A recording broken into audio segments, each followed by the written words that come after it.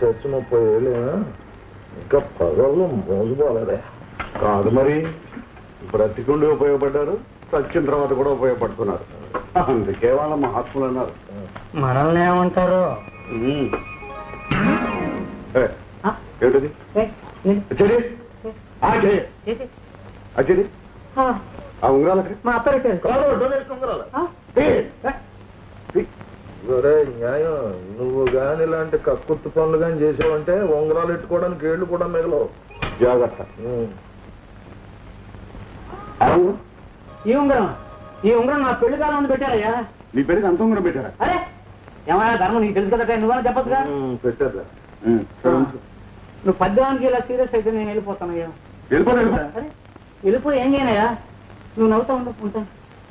నవ్వయ్యా బాబు, నవ్వయ్యా బాబు, ఇదిగో నవ్వయ్యా. ఎత్తినంత దిగిపోయింది.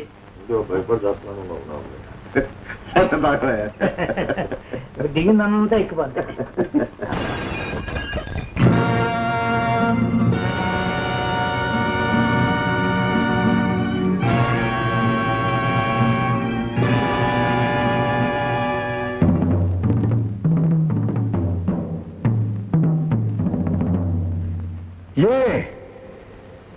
నోరు పెగలటం లేదా? చూపు తెలియటం లేదా?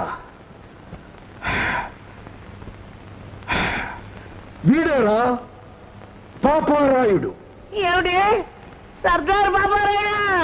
అవును, సర్దార్ పాపారాయుడు మీ గుండెల్లో నిద్రపోవడానికే వచ్చాడు. మీ ముగ్గురిని ఇక్కడ సమాధి చెయ్యడానికి 3 నిమిషాలు. కానీ ఒక మహాత్ముడికి మాట ఇచ్చాను, నిజం మీ నోటి వెంటే కక్కిస్తానని. కాబట్టి మీరు చచ్చేలోగా తేల్చవలసినవి 2 విషయాలు. విజయరాఘవరాజు గారిని ఎందుకు చంపారు? దేశద్రోహిగా నన్నెందుకు జైలుకు పంపారు? నేను బ్రతికుండగా చెప్పవలసినవి 2 విషయాలు.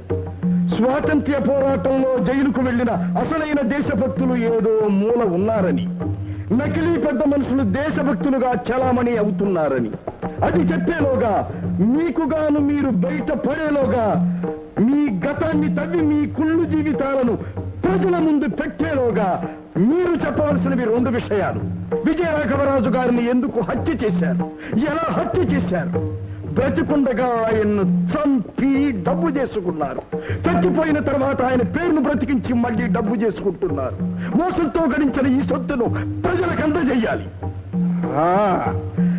మీలో మీరు ఆలోచించుకోవడానికి, మీకుగాను మీరు బయట పడటానికి మీకు 3 రోజులు గడువిస్తున్నారు.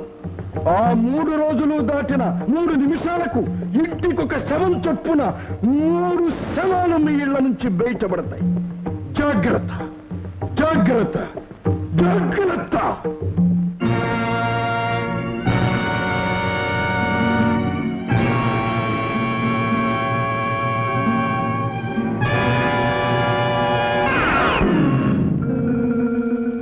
ఆకుచాటు పిందె తడిసే, కొమ్మచాటు పువ్వు తడిసే. ఆకుచాటు పిందె తడిసే, కొమ్మచాటు పువ్వు తడిసే. ఆకాశ గంగొచ్చింది, అందాలు ముంచెత్తింది. గోదావరి పొంగొచ్చింది, కొంగుల్ని ముడిపెట్టింది.